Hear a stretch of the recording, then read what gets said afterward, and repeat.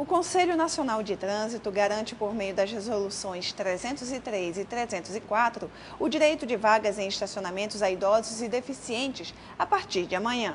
A Companhia de Transportes de Belém começa a fiscalizar o cumprimento desta norma e quem não obedecer pode levar até 4 pontos na carteira de habilitação. A fiscalização, que começa no dia 1º de novembro, visa garantir o direito de idosos e pessoas com deficiência.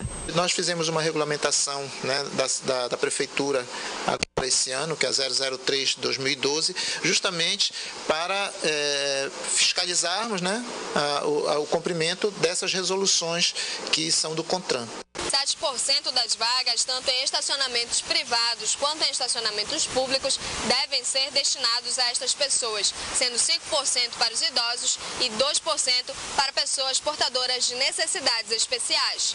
Todos os projetos de sinalização da CETEBEL, elas já estão saindo com esse número de vagas. Então, as vias que foram sinalizadas esse ano, elas já estão com os 5% para o idoso e 2% para o deficiente. Então, todas essas vias que já estão sinalizadas, já demarcadas com o estacionamento, nós estaremos fiscalizando a partir do dia 1º de novembro.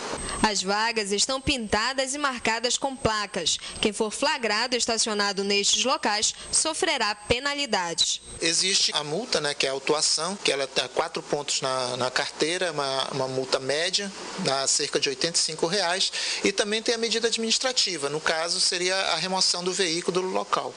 A pessoa idosa ou portadora de necessidades especiais precisa ter este cartão de identificação, que é de uso obrigatório e deve ser retirado na CETEBEL. Terão de vir aqui a CETEBEL, né, no COAL, que é a nossa coordenadoria de atendimento ao usuário. Né, no caso do idoso, ele tem de apresentar a sua identificação, né, o CRLV do veículo e mais o comprovante de endereço. No caso da pessoa com deficiência, ela tem de apresentar esses documentos e mais o comprovante, o laudo médico, né, que comprove a sua deficiência com o CID. Esta credencial precisa estar em um local visível para evitar multas e não pode ser plastificada e nem colada no veículo, pois é de uso individual. A ponte sobre o Rio Madeira, na BR-319, tem como objetivo facilitar o escoamento da produção agrícola e industrial entre Porto Velho e Manaus. Mas a entrega da obra foi adiada. Os detalhes com o repórter de Rondônia, Marcos Salles. Olá, Marco. Qual a extensão da ponte e como está o andamento das obras? Olá, a obra iniciou em maio de 2010 e a ponte vai ter uma extensão de 975 metros. Até o momento conta com 42 mil metros cúbicos de concreto e 20 mil toneladas de cimento. Cerca de 300 trabalhadores estão participando da construção da obra. Quem vai passar mais detalhes sobre esse assunto comigo é o Elson Dias, ele é o engenheiro da ponte sobre o Rio Madeira aqui em Porto Velho. Bem, Elson, como é que está o andamento dessas obras? Bem, hoje nós estamos com 97% da obra concluída, né? Estamos aí trabalhando na proteção dos pilares e no fechamento da ponte, que a gente tem uma previsão aí de fazer esse fechamento até o dia 15 de dezembro desse ano. E no ano que vem a programação é a gente fazer a parte de asfalto, barreira e acabamentos da ponte. A obra vai ser entregue dentro do prazo?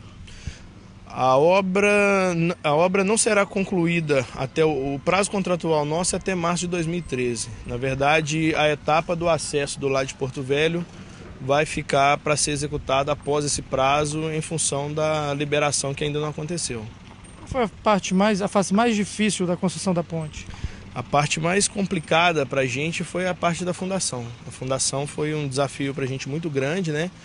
Principalmente pela profundidade que as estacas tiveram, pela complexidade do serviço, pelo próprio Rio Madeira também, que impôs para a gente desafios aí bem grandes. Certo. Muito obrigado, Elson, pelas suas informações. E eu volto com você em Manaus. Uma pedalada pelas principais ruas de Manaus marcou o encerramento do Outubro Rosa 2012. Durante a campanha do governo do Amazonas, ampliou a oferta de mamografias e do teste Papa Nicolau, atendendo mais de 20 mil mulheres com exames que diagnosticam o câncer de mama e do colo de útero. Com camisas e balões na cor rosa, os ciclistas do grupo Pedala Manaus percorreram as ruas da capital amazonense para lembrar o combate contra o câncer de mama e do colo de útero. Os dois tipos da doença são os que mais matam mulheres no Amazonas. É uma boa causa, assim, eu acho que todas as mulheres têm que ter essa preocupação na cabeça, né? Das mais jovens às mais velhas. Por isso que nós estamos aqui para apoiar. Ajudar quem precisa, né? Do nosso apoio, né? Principalmente do nosso apoio, mulheres, para sempre a gente estar nessa luta, né? Essa campanha maravilhosa. A pedalada na luta contra o câncer saiu do Parque dos Bilhares, percorreu a Avenida de Djalma Batista, o Centro Histórico de Manaus, até chegar ao Teatro Amazonas. A campanha envolveu ações educativas em Manaus e outros 34 municípios. A oferta de exames para o diagnóstico do câncer foi ampliado e mais de 20 mil mulheres passaram pelos procedimentos, um crescimento de quase 40% na oferta de exames. Está levando esse exame, redimensionando para quem de fato precisa, ou seja, aquelas mulheres que nunca realizaram nenhum exame preventivo, nenhuma mamografia, e assim detectar precocemente e evitar que elas cheguem na Fundação SECOM com a doença em estágio tão avançado que muitas vezes não tem nem chance de tratamento. O Jornal da Amazônia termina aqui. Você pode acessar o maior acervo de vídeos sobre a Amazônia em amazonsat.com.br. Conferir as notícias da região no portal amazônia.com e na Rádio Amazonas FM na sintonia 101,5. Você também pode nos assistir pelo facebook.com/Jornal da Amazônia. Uma ótima noite a todos e até a próxima.